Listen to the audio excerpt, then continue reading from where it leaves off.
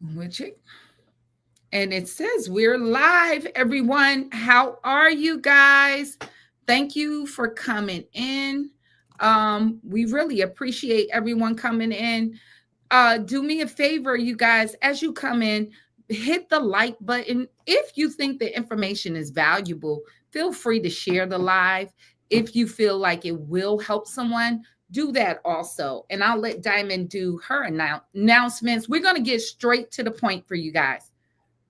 Welcome in, Credit Family. Welcome in. Thank you for joining. As you're coming in, please let us know where you are watching from. So I see that Melanie from Mississippi is already in the building and she is ready for the knowledge tonight. So as you are coming in, please let us know where you are coming from. And also, as you are coming in and you have questions, please don't think that we're not seeing your questions. We will be circling back to them. If we don't address it right away, we will come back to it towards the end of the live.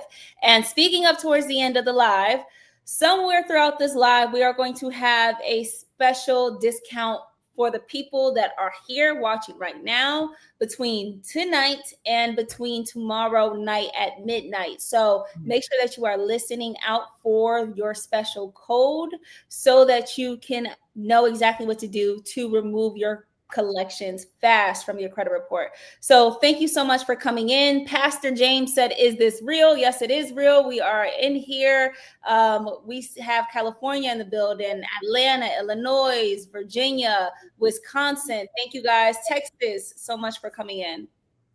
And yes, thank you guys for coming in. We're going to continue to give you that code all through our lives. So anytime we have a live for you guys, because you guys been so faithful, we want to give you a discount. So each week we're going to have this code and it's going to last until 12 midnight on actually towards Sunday, that Monday morning. So it will have that code for that period of time. So you'll have until tomorrow, and then the code will expire that we have. And I'll be dropping the code throughout this video, and it's just for you. And we really appreciate you guys for showing up. Many of you guys are really faithful. So thank you. We love you. We really appreciate you. So let's get into the topic tonight. Thank you, all of you that are checking in California, Mississippi. Thank y'all for coming in the building, South Carolina, Philly, all of you guys. I appreciate you. Atlanta, I see you too. So tonight we're going to talk about how to remove collections. Collections are very problematic for people because it's one of the most actual item that people do see on their credit report as a negative item. You can get collections from anywhere. Student loan collections. There can be collections for medical collections. If you don't know, a lot of things been overturned, readjust, and now medical collections are coming back. That law has been overturned, you guys. So now medical collections, and you have consumer collections. So with these collections, there's different strategies that you can use to attack it. Now with my elite credit system, hopefully Diamond have it queued up. One of my users with the elite credit system, he was able to remove his collection within 12 days. Now with the coaching that I offer, that coaching give you access to me, but depending on what type of collection, you are going to attack it in a different way, and we're going to break it down tonight. Now when it comes down to those collections, a lot of people are having problems with their collections, especially when it comes down to student loans. So student loan collections operate different from other collections. Keep that in mind, you guys. But the principle for all of them are the same. So even like with Greg, he was able to remove his collections within 12 days. And when y'all listen to this breakdown, I'm going to give you some ideas depending on the kind of collection on how you can attack it. If Another thing, if you've been disputing a collection for a very long time, a lot of times that can make it more resistant. A lot of this stuff, you guys, you want to attack it the right way, the first way, because you all have experience that something just is resistant on your credit report. And sometimes the longer that you dispute something, the more resistant it can be. So you want to have the right strategy, and sometimes you got to tailor it to your situation. And so we're going to jump into it. Diamond, you can pull down this prompt with Greg and his testimony with the elite credit system. So if you have a collection, one principle is going to stay the same with all of it.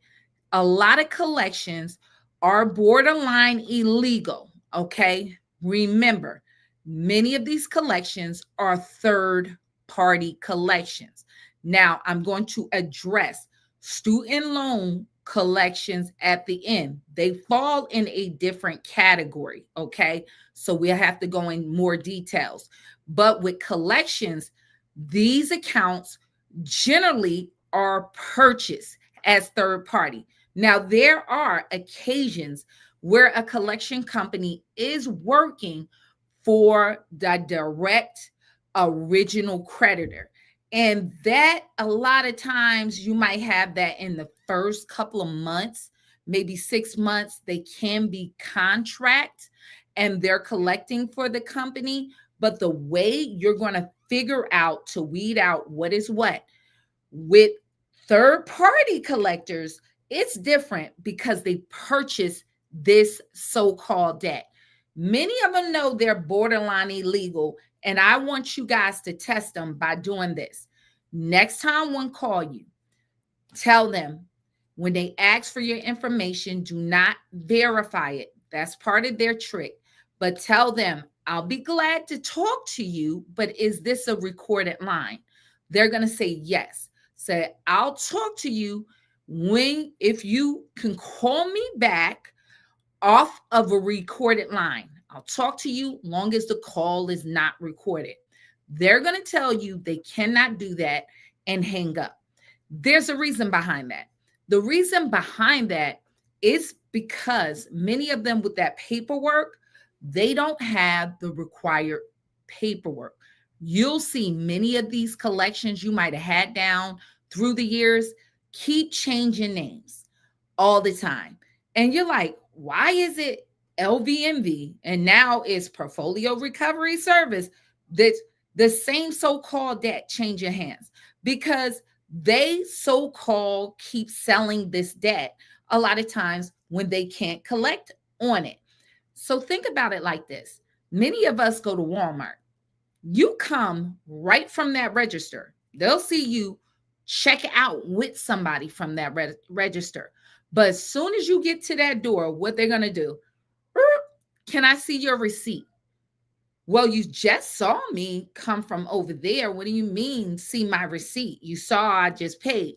They don't care because they want to see proof that you bought it.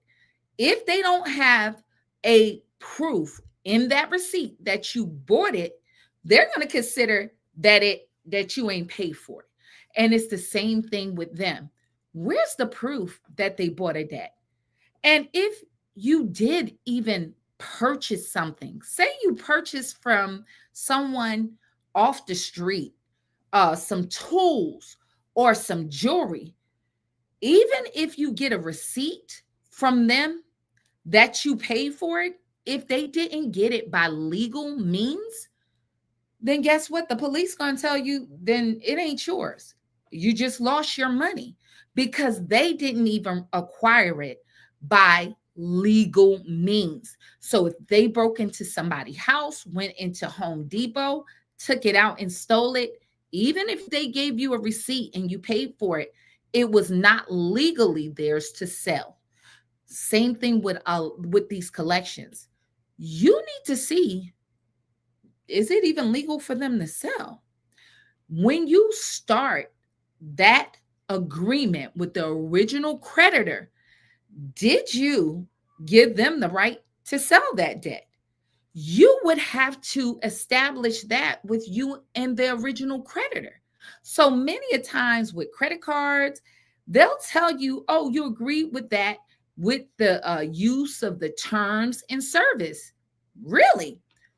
Many a times when they send you that credit card, you were supposed to sign saying that you got the card and send that contract back with the interest rate and all the details in there. Many of us don't send it back. Many of us just sit there and use that card.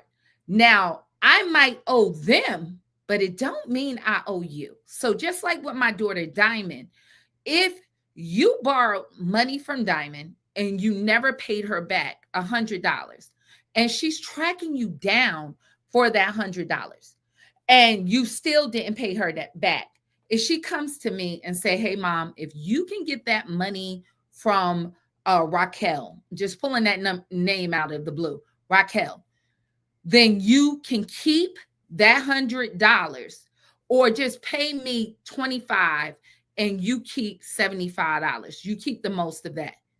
If I come to you and then say, hey, can you give me that $100? You are like, well, I'll pay her the $100 because I owe her, but why would I give you the money? I didn't get money from you. How do I owe you? And that is the same key with these debts. How do they have a right to collect on the debt? We all owe bills. All of y'all right now owe a bill to somebody. But even with your electric bill, if I knock on your door holding your bill with your electric company name on it and tell you, pay me your electric bill, or better yet, your lease, and I, which your landlord, and I say, pay me your rent, you will call the cops on me. Same here.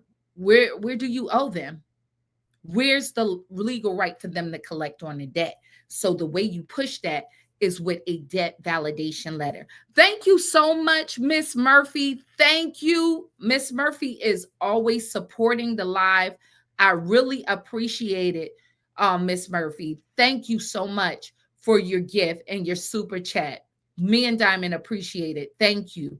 So that is the question, you guys. Make sure that you, whoever it is, make them show they have a legal right to collect on the debt, because many of them don't. This is why they want to get you on the phone to actually connect a verbal contract with them directly.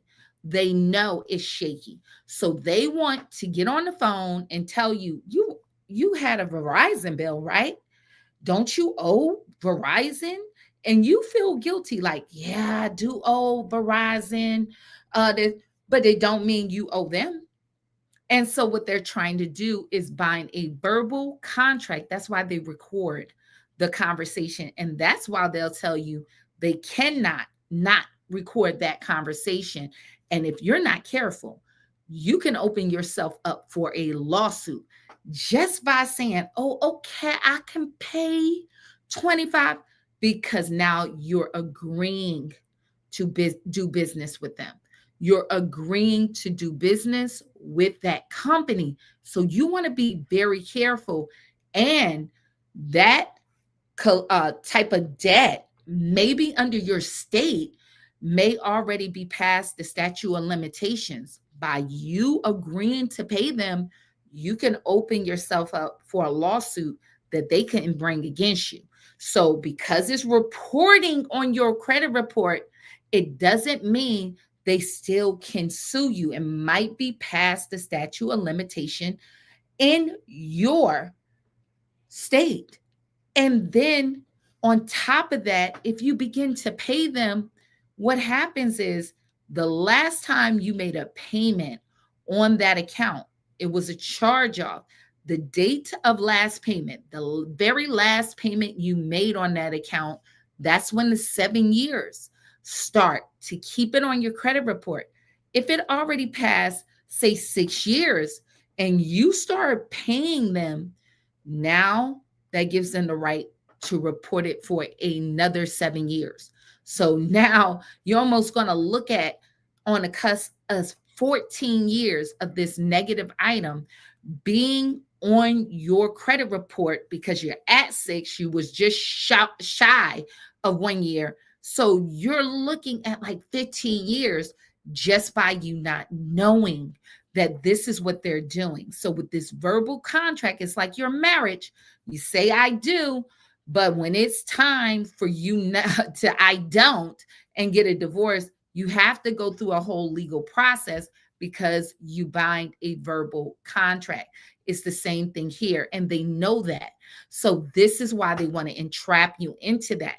And so it's just like if you buy a home, they have to do a title search. They have to make sure that property, whoever the seller, really have clear title.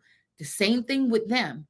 Where's the receipt that they bought this debt? Where's the contract that I gave a legal right for the original creditor to sell that?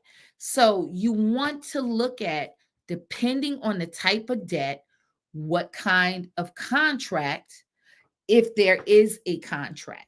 So you always want to send a debt validation letter. And so we're going to give you that code so you guys can get a discount debt validation letter.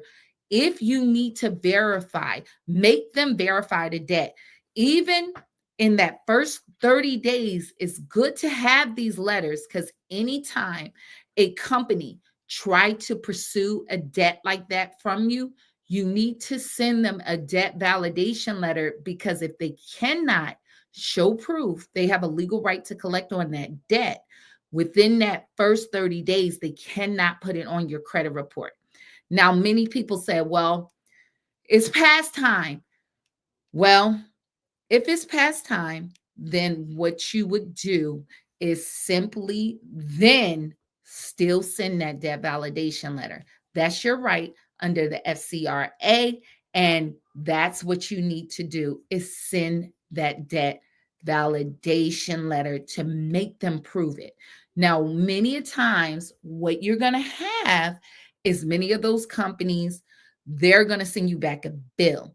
And if you need those debt validation letters and you want it with the discount code, the code you're going to use tonight is live. So remember, live, that's the code you guys are going to have. So what you want to do, send them that debt validation letter directly to the collection company. You send it certified mail. Okay, that is the key. Make sure you never sign those letters. Let me say it again. Make sure, do not sign those letters. Those people be scamming. Okay, they will get your name out of anywhere. I had one just recently. They will straight up lie. It's a lot of them blacklisted right now. You want to make sure you go to the CFPB website and look them up. A lot of these companies are blacklisted because they keep lying. Portfolio Recovery Services was good for this, and they got fined and they had to pay out a big fine. A lot of y'all had those on your credit report from Portfolio Recovery Services. What they were doing, they would even sue folks when it was a time barred debt. Many people get scared, they don't answer it, and they were garnishing people paychecks, taking them to court for debts people didn't even owe. These companies will do that. So if you have some kind of debt, do not sign that letter, because they can take your signature and put it then on a contract. So be careful. Don't sign those. All right. Then make sure you send it directly to them, the date that they received it. So with that post office, that's the day they received it. That's when the 30 days, they need to respond back within the 30 days. Many of them will send you a bill from the other company. A bill from another company, that don't mean that I owe you. That's just a bill. So you're just showing me somebody else's bill. Another thing they'll do with, when you have a, let's say, a rental, if you have a rental debt, they will just send you the end signature of that lease. Well, where's the rest of the lease? So who said that the owner could sell that? That owner, did they write that off on their taxes as a loss? There's a lot of things. So, it's a lot of little wonky things in there. So you want to watch what you and they are doing, and it depends on the debt. Now, one particular little secret that they don't want you to know: medical debt. A lot of y'all in the medical field, you already know they send you back that bill. A lot of that's a violation of the HIPAA Act. They have your personal private health information. That's a violation. That has to be stored in a certain way. So those, once they respond back, we have a special letter, especially for medical debts, because we have a letter when we let them bait them in, because that's what they're going to do: send you a bill, a medical bill, to let them know that they are violating the HIPAA Act. And there's penalties and fines with that. So you want to make sure that you're actually tagging and hitting these people with information that they know is valid. Another good thing that I suggest everybody to do: what you do, go on the Better Business Bureau, make sure in that line space, add on those that are board members, secretary, president, vice president. Make it out to them. Just don't put the company, put some names in the title, because they make the business decisions for the company. So they can be liable for a lawsuit. So you want to make sure that you're addressing certain people and name them. That's just a good tip to add in. If a lot of them try to hide, I get a little lower level name, customer service rep. If you need somebody like that, go to LinkedIn. People love to put their job and where they work. Just put that address, that company, in the location that they send it from, pop right up. Jamie worked there. Get her name too. Because imagine if you have to serve them with a lawsuit. If you need to, you name names. And imagine you just work at your job right now. I ain't upper management. I ain't none of that. Imagine you get served at work with a lawsuit. You're gonna have a fit. Somebody gonna have to do something about this, because they suing me now and I just work here. Okay. So that's part of it too. Thank you so much, Michael. Thank you, Mr. Parker, for the super chat. We really appreciate you. And also, Miss Murray, Mr. Parker, thank you so much for supporting the live. I really appreciate it. And so those are some tactics, you guys. You want to focus on the type of debt. So even in our package, what we have differently, I'm a landlord. If you guys have different ones, when you have collections for a tenant with a lease and all of that, depending on your state, what did they do with your security deposit? How did they apply that? What was it for? They might have supposed to notify you. Certain states have rules that security deposit supposed to, within 30 days, I know in New Jersey, be deposited in a bank account. So did they do that? Because if not, that's a violation. If they didn't write you, a lot of times that's a violation of the state law. So with that third party, demand that information. Okay, you got the original lease. Show me what you did with the security deposit. And did you notify me? Did you send me certified mail? And most states, they have to notify you before they take that a security deposit, what they applied it to. Let me know, because certain things are not even legal for regular wear and tear for them to deduct that. And that varies from state to state. So push them for that type of information. And a lot of times they don't have that. because they're just buying these debts all in one big portfolio. That's why you have names like Portfolio Recovery Services. They're buying multiple debts, so they're not that clean. Okay, so just remember that. So that's what you want to do. Start off by making sure that they validate the debt. And if you got a repo, if it's a collection, repos, they are supposed to follow particular rules. When they repossess your car, give you a notice of that payment of being late, how much you're behind before they repo the car.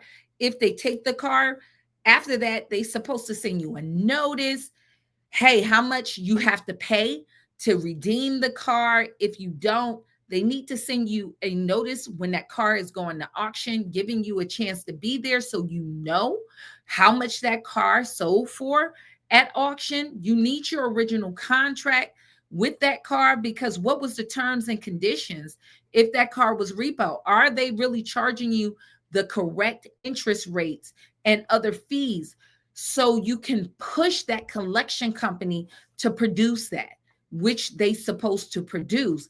And we have that in certain debt validation letters created just for the repossession. So depending on the type of debt you have, or the type of collection, you have a different attack. Now when it comes down to student loans, unfortunately, your federal government really boxed you in a long time ago, back in 2005, where they made it that you have to pay that debt back, even with third parties that's purchasing it. But yet and still, do they really have a legal right to collect on the debt? And so if there's a student loan debt out that's outstanding, a balance, you need to go and get your whole payment history with that student loan. Many of these companies have been caught actually doing illegal things. Sally Mae, that's why they had to switch their accounts over. And then you had Navient got hit. Also somebody recently, I think it was Navient, a couple of these companies, what they were doing, especially even with Sally Mae, all the way back then, they weren't applying those payments correctly. So you would make a payment, and some of them was pushing people into forbearance and deferment, different ways that they were pushing these debt back, baiting people to do it, taking especially forbearance. That interest was still accumulating. And there might have been other programs that you could have been into to save you on the interest accumulating on that debt. So by them doing that instead of income driven programs, you would have had less interest pile up. And a lot of them knew that.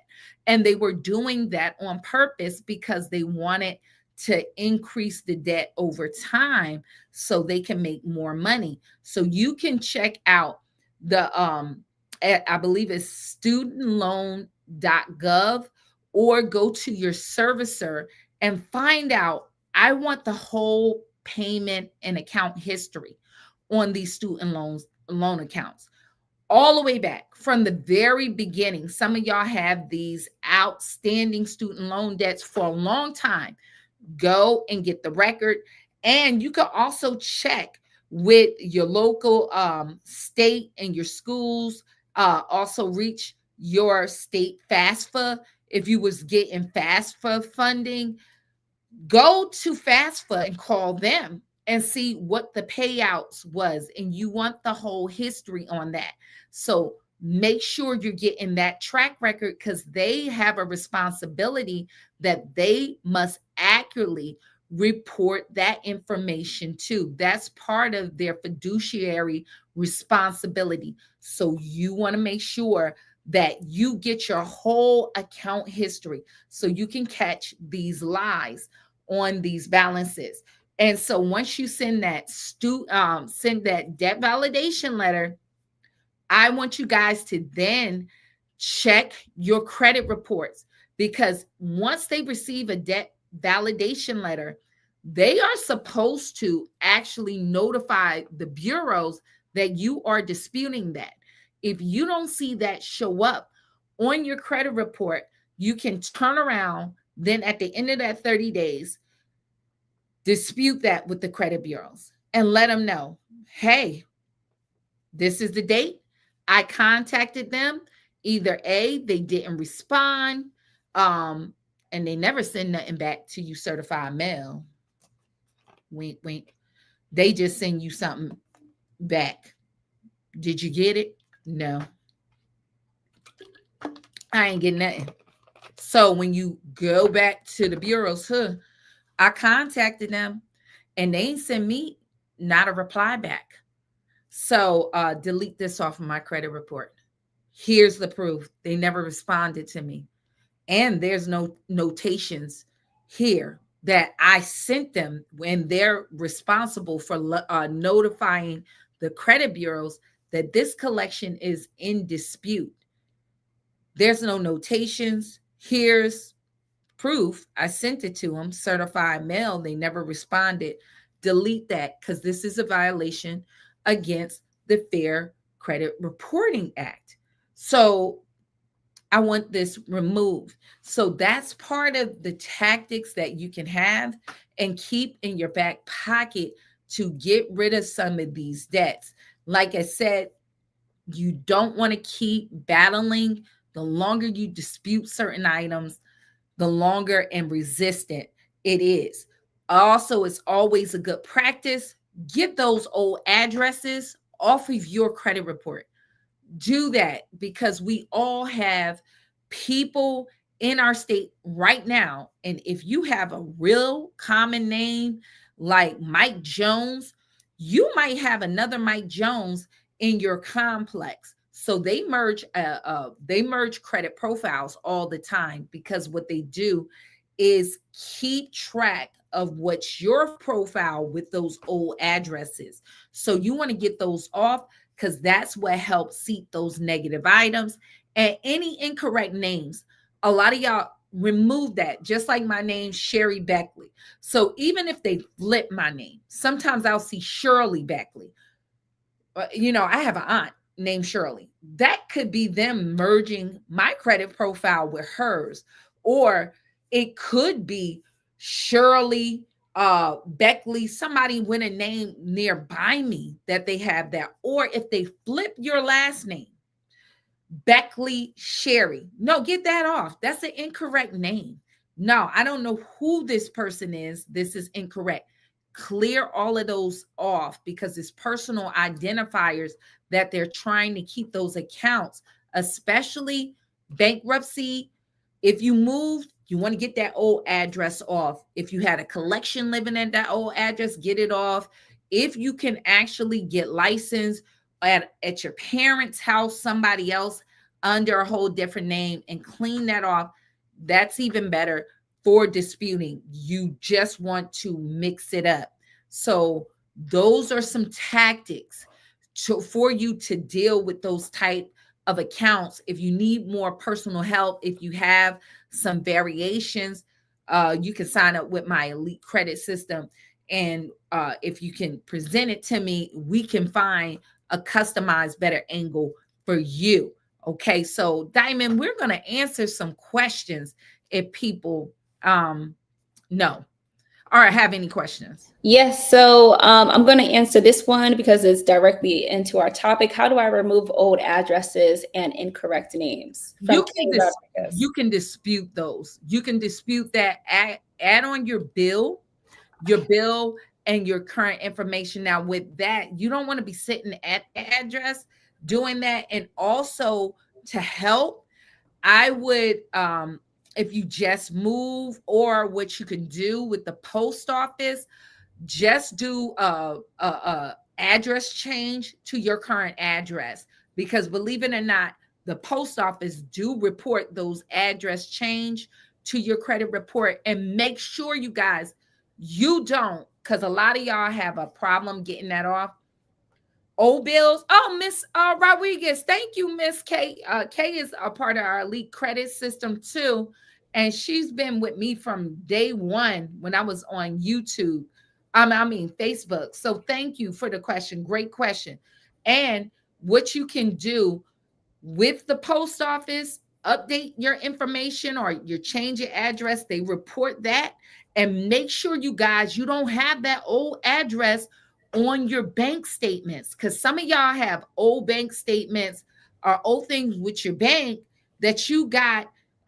Maybe you ain't update that because you're getting your bills online. A lot of banks now don't send it to you in the mail. You're getting it online, your bank statements, and you forgot to update your new address. Most of 90% of their information they're getting from the top banks. That's why they can say verified. And make sure if you have bank statements, old credit cards, a lot of y'all with your credit cards, you might not be getting that in the mail. You might just be getting that stuff online. Check with all of that stuff and make sure you updated your new address. That's why a lot of times people say, I disputed this and it won't come off. Make sure all your stuff, student loans. A lot of y'all didn't have your student loans. You're getting your notifications online. That's why they won't remove that old address. So make sure y'all go through all your important accounts, student loans, bank statements. Those are big ones. Your insurance. A lot of y'all might have all of this stuff online now. Big, and it is better because you like, hey, even with your mail, you might have multiple people that have access, and you feel more secure with it online. But if you leave something with an old address on it, they're reporting to the credit bureaus. So that's the way you want to make sure you do that. Miss Nicole said, I have collections with Midland Collections, and when I dispute it, it comes back verified. Do you know Did what? you send a debt validation letter? That's what I went over. Diamond, can you drop? She's gonna drop it right now. Thank you, Robert G. You always check in on my videos. I really appreciate you. And he's always here on my live. So thank you. But what you want to do is take the steps to send them a debt validation letter. And like I said, if they don't update that, even though it's coming back verified that you're disputing with them, take that tactic, send the debt validation letter, certified mail, and then once they receive it, wait 30 days, take it and then dispute with the credit bureaus that they never responded to me. Here's the proof. So with that proof, you guys, you can make a copy of that green receipt, keep that, but go to the UPS website and show the date they received it from the post office. Print that out as your proof and send that. Also, you guys, when we dispute with the elite credit system with my packages, if y'all don't know this, we do affidavits. Affidavits is important because what they try to say, oh, we don't know it's you, yada, yada, yada, especially with the addresses. No, I am verifying with our affidavits. I am who I am. That's who you're swearing to. I went to an officer of my state that signed, they got my ID, and I am here at this address. I am this person, and send that. Now, once you get it stamped, you guys send it with every dispute. Keep the original, but use the copy to send to those credit bureaus. Thank you so much, Miss Rodriguez. Kay, thank you so much for the super sticker. I really appreciate it. Thank you. Thank you, We everyone. appreciate the support. Thank you so much. So we have a question from Trenda Bow. What if a debt buyer, Jefferson Capital, is suing you? Who is they suing you in their own name, or is there a lawyer group doing it? Because the way a lot of times it could be an attorney that, depending on the state, purchase that debt. Now, what I would do, a lot of times, I'm not an attorney, so I this does not constitute legal advice. I'm just telling you things I did in the past. Number one, I would consult an attorney. That's number one in your state, because number one, did they properly serve you?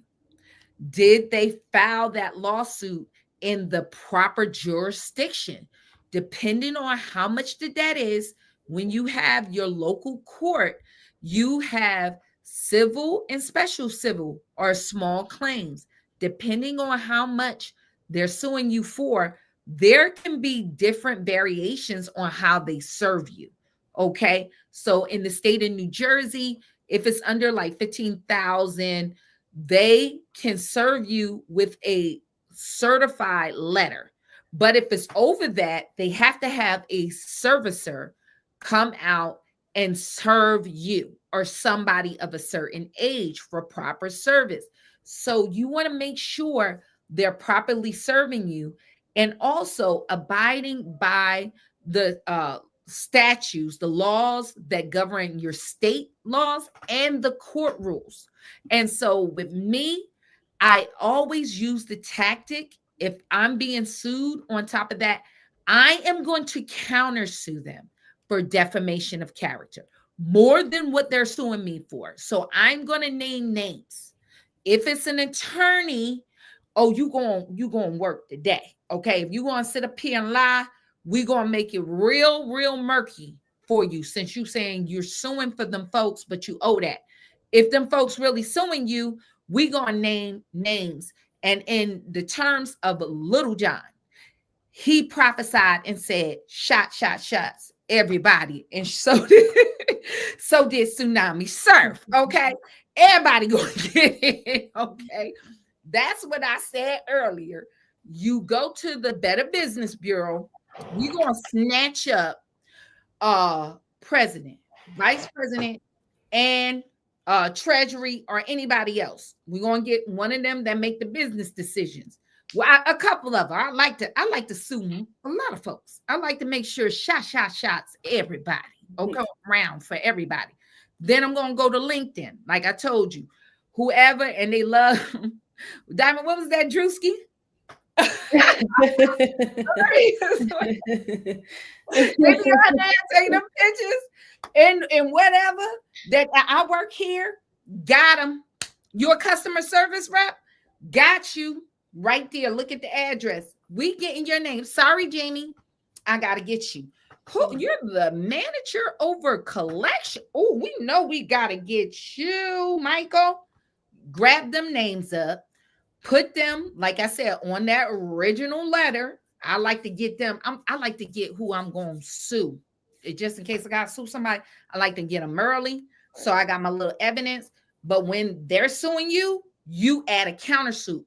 And you're not going to only sue the company, you're going to sue them folk that you snatched up. Put their names. And if you suing me for $10,000, oh no, I'm suing you for 12. Defamation, you're lying. I don't owe you all of that. I don't owe you, if it's third party, I don't owe you none of that. I never got anything from you guys. Show me that. And you're lying on me if this ain't totally accurate. You better make sure all this interest is right. Because you said, well, where are you lying? What do you mean defamation? Oh, you're lying to my creditors. I just got denied because you're putting on my credit report that I owe you $5,000 and I don't even know you. I don't even know you. That's a lie.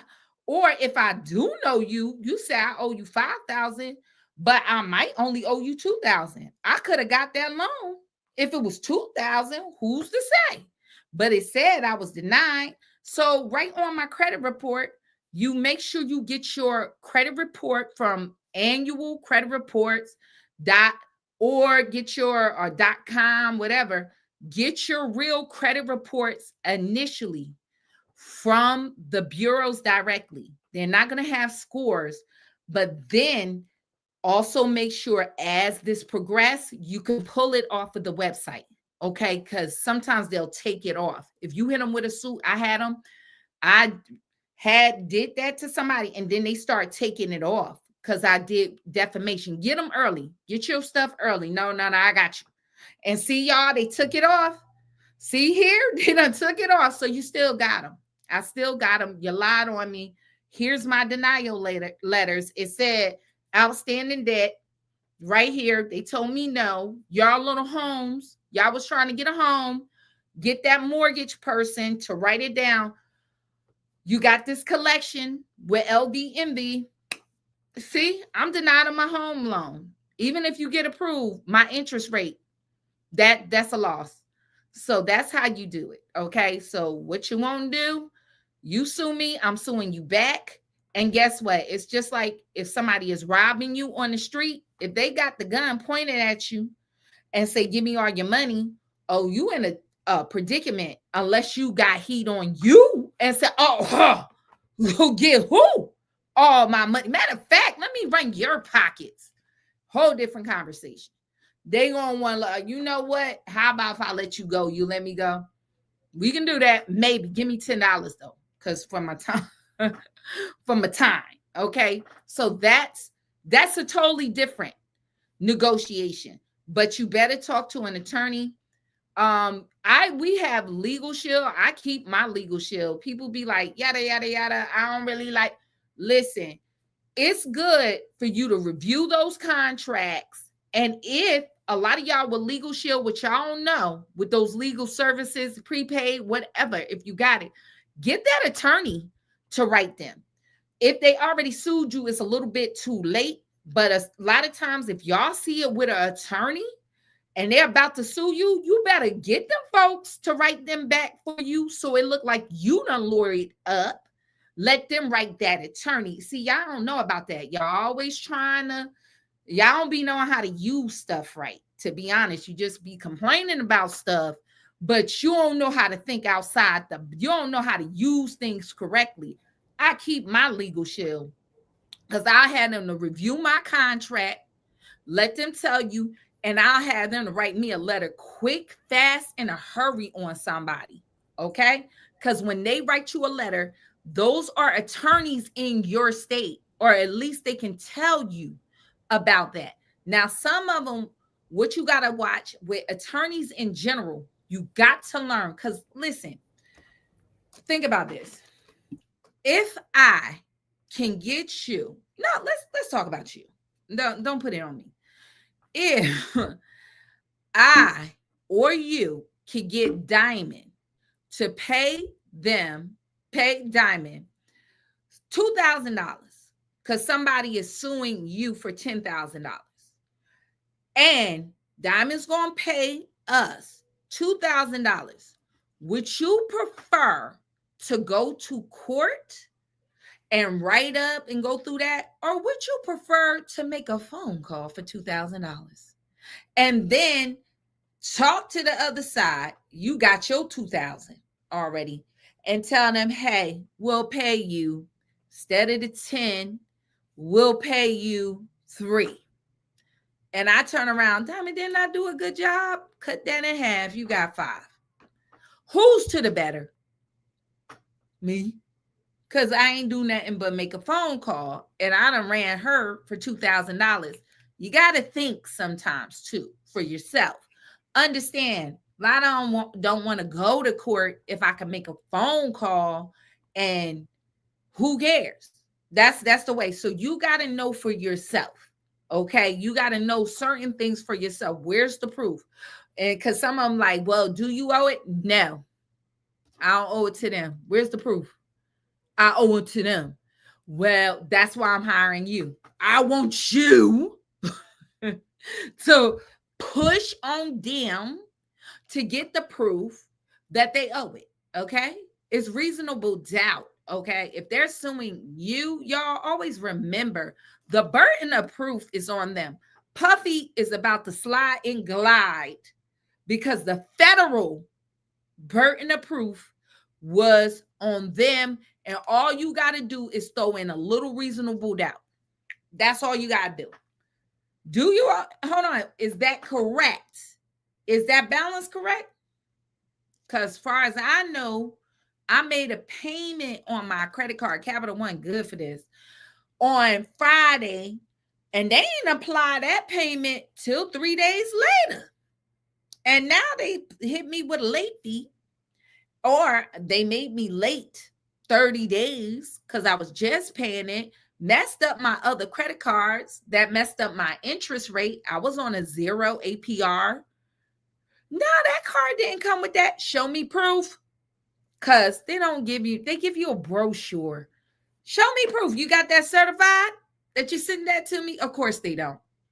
So your responsibility is reasonable doubt. Okay. Because if not, if this ain't all the way correct, you're lying on me, defamation, and I got you. Okay. And guess what? If you win that, if the judge say, oh, well, you won, it's going to hit them directly. Not that they can hide behind a corporation because you name names. That's what you got to do. And guess what? They can't defend themselves. They're going to have to get an attorney. So you want to have to run up a bill. Okay. You got to least, what is that? The Judice girl from the Housewives. You got to shake the table. Teresa. Oh, what's that, Teresa? It came Michelle. Oh Lord. Oh, okay, Michelle. Remember? That was K. Michelle. Oh Lord, she's shaking the table. You better shake the table on somebody and let them know it's about to get crazy up in here. Shake the table on somebody. Don't always be scared and hide. And look, you better get aggressive and let them know it's easier prey. You know, the lion is hungry. He the king of the jungle, but you don't see him monkeying with that elephant too much. He go for the gazelles, the zebras, because they scurry off. But the lion can beat that elephant in the drought if he's weak, but he might get hurt and can't hunt no more. So I always, with me, I ain't the king of the jungle. I ain't trying to do all that. All I am is the elephant or the giraffe. Guess what? There is easier prey over here. Don't come over here. You seen that thing with the giraffe kick that lion? My God, it was kicking this lion up. Did you see that? Mm-mm. It kicked this lion. This lion tried to get buck on a giraffe. The giraffe looked peaceful and all they want to do is eat some leaves. That lion ran on that giraffe. He was kicking the lion. That's why the lion picks its target. You should too. Let them know I ain't the one. Thank you so much, Veronica S. Also for the gift. We really appreciate it. Thank you so much. And somebody says Scott, an associate, is the attorney for them. You need to also do a Google search and see if that company sue. You can just check with Google. You'll see something pop up, Reddit group. Somebody got some information, whether or not in certain states.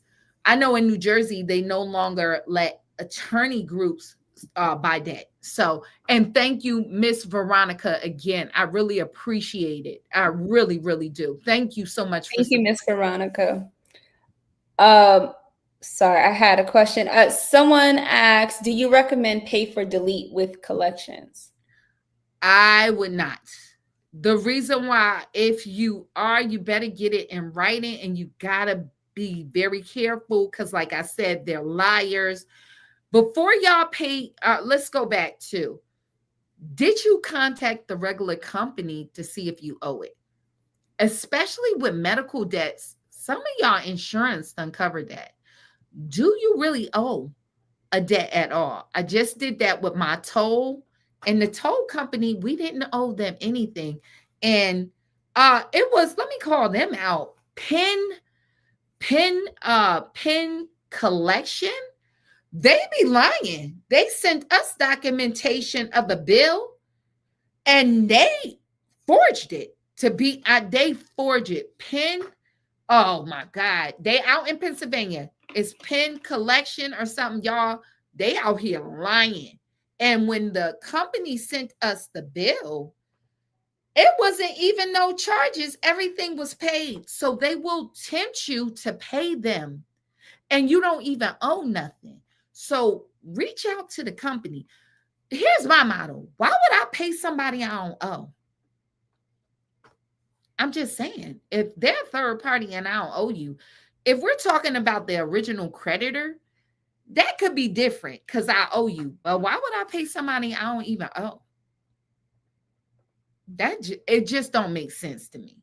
So I would rather dispute and get it off. If it is a student loan collection, that is different.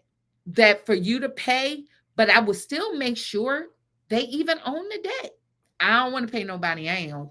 That's it. Because a lot of y'all gonna start, because I promise you this what y'all do. Gonna go and do it.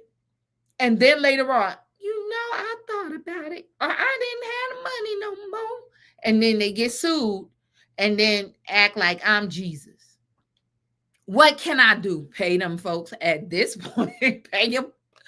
Do what you on, going on, and was grown enough to do is going to pay on. So I'm telling y'all, you going to feel mad bad once you pay them.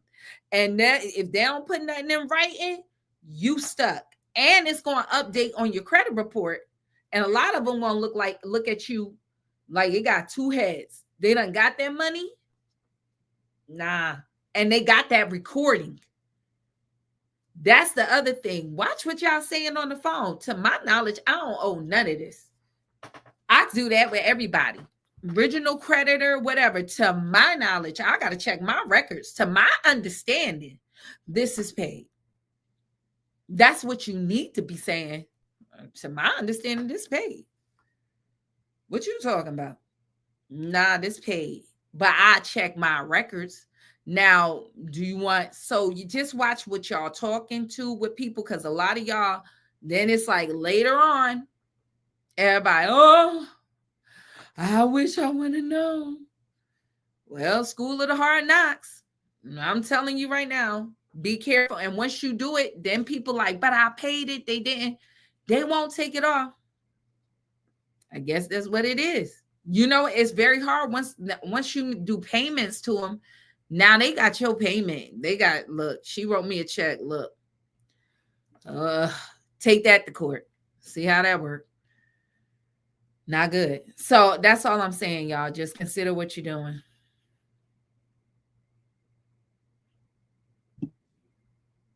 Can you hear me? Okay. Oh, now we can. I think so. So someone asked, our school student loan company doesn't exist, and I'm assuming they sold it to the new company. What do they do in this situation? Why don't the company exist? Did they shut down or what? Our school student loan company.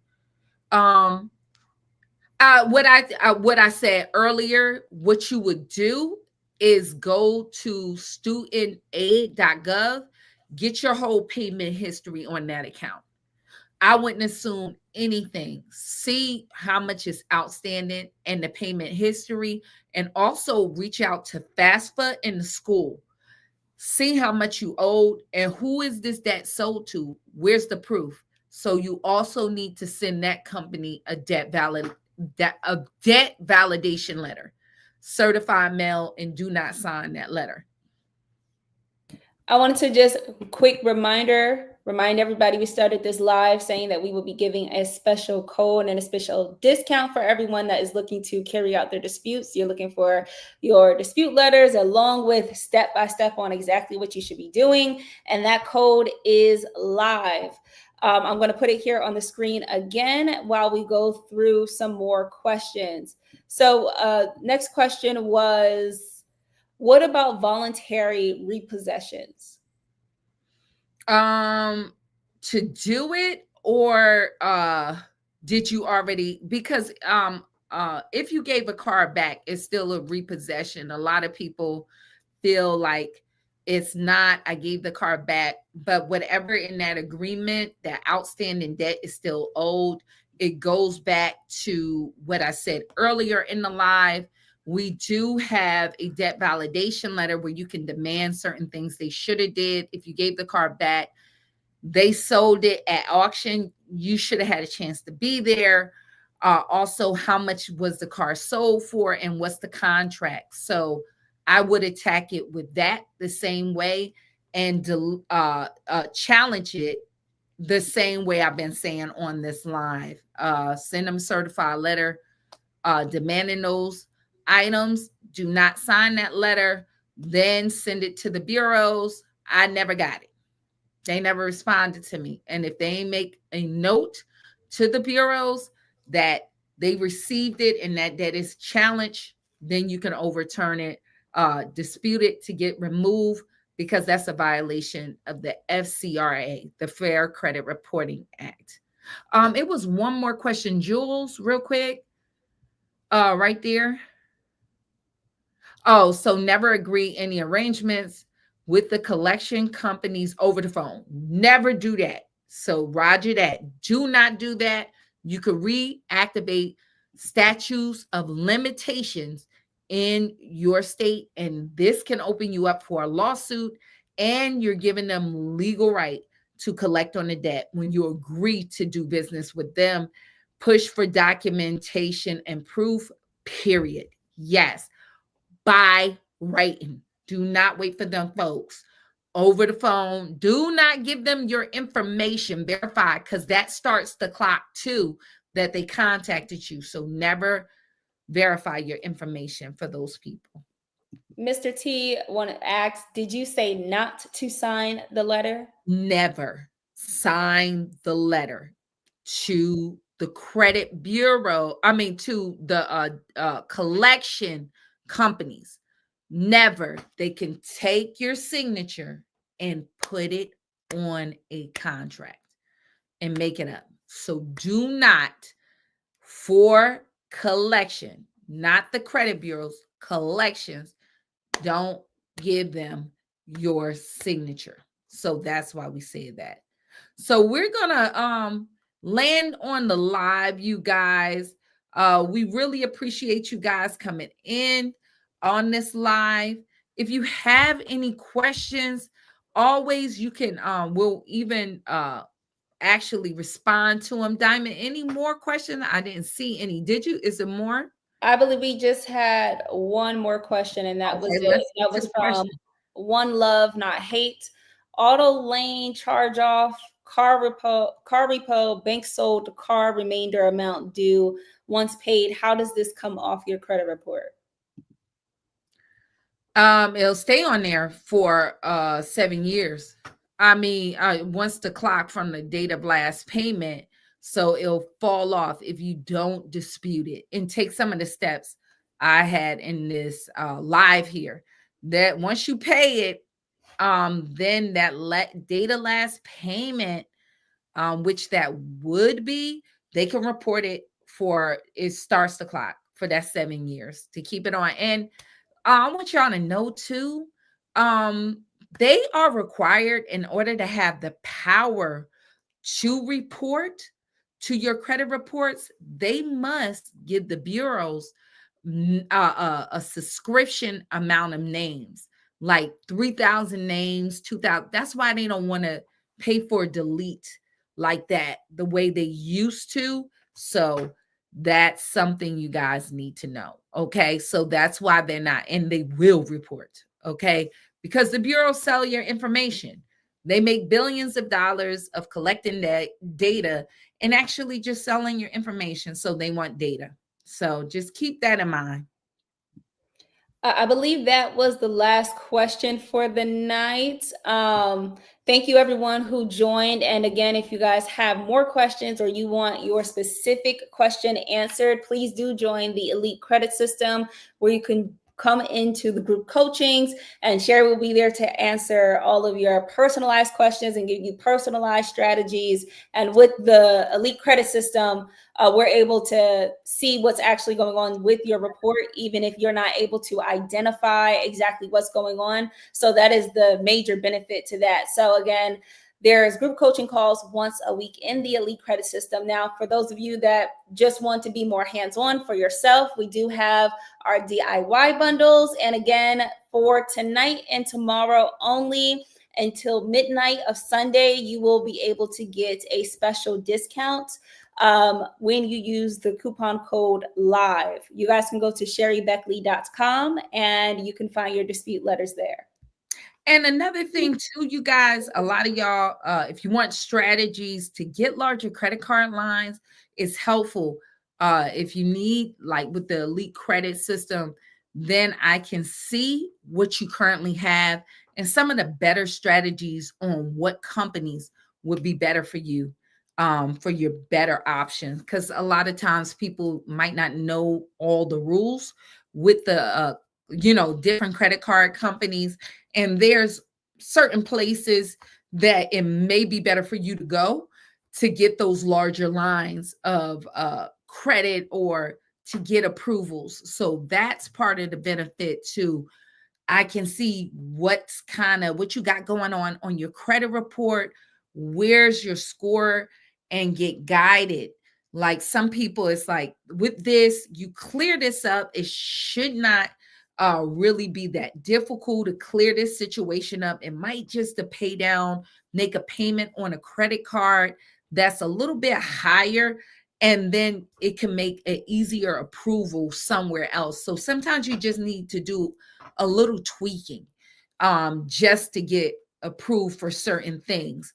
And sometimes it's not about your credit score, it's about who you are applying to for what you want to achieve and applying for. Because some of you guys may want something, but you're applying in the wrong places. So all of your credit scores is not linear, So you might have a ton of hard inquiries, say on Experian, but your score is pretty good on Equifax. Maybe then you go over here to this bank that pull exclusively for Equifax, and it's going to be a year, and they don't see this collection over here. So that's part of the guidance. You guys, once you are working on your credit, it doesn't stop you, because sometimes some things will get cleared up. One good thing, like bankruptcy, we can see maybe like 2 bureaus get cleaned up, but one, a lot of y'all focus on the negative. Why don't you focus on a plan of working with what you achieve? So that's what I tell people. A lot of y'all waiting. Well, I still got this over here, but what are you doing with what's cleared up? Why don't we go to this bank over here that will pull exclusively from here? And this, you can achieve what you want. They're going to, even with a car loan, certain banks only pull from one particular bureau for that approval.